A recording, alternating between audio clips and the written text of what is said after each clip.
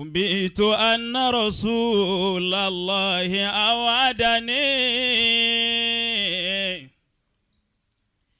والعفو عند رسول الله مأمول صلى الله عليه وسلم. وقد أتيت رسول الله معتذرا والعذر عند رسول الله مكبول والعذر عند رسول الله مكبول مهلا أداك الذي أعطاك نافلة القرآن فيها مواعظ وتفصيل إن رسول لسيف إن رسول لسيف يستدعى به مهند من سيوف الله مسلول مهند من سيوف الله مسلول يا إلهي أغثنا بمحمد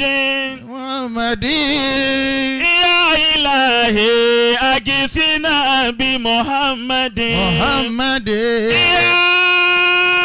إلهي أغثنا بمحمد يا إلهي أغثنا بمحمد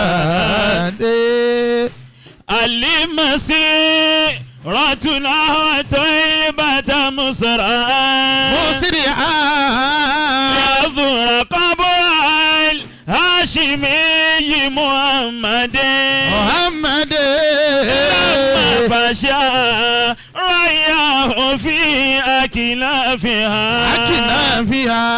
وتكمش الحجاجنا محمد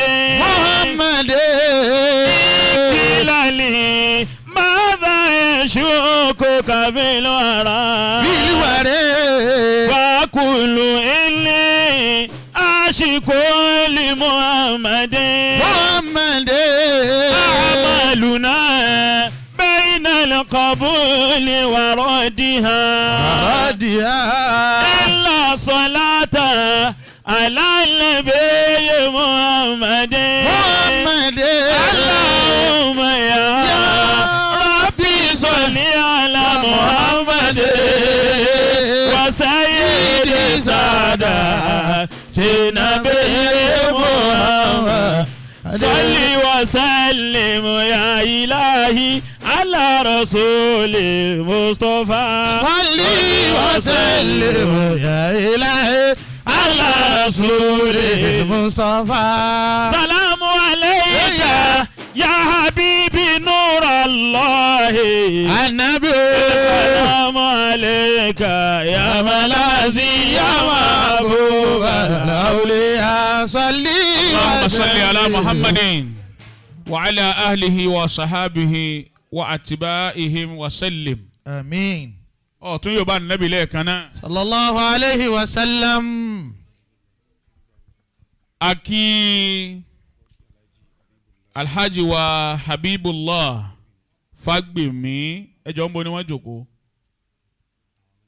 Thank you sir. ẹ bá ń gbọ́ lọ́hùn tóbi fún wọn. Allahu akbar. bákan náà la kí alhaja wa Fausatu Balógun àwa àti wọn náà ní lọ́dún tó lọ àwa àti wọn náà ní Dùnta.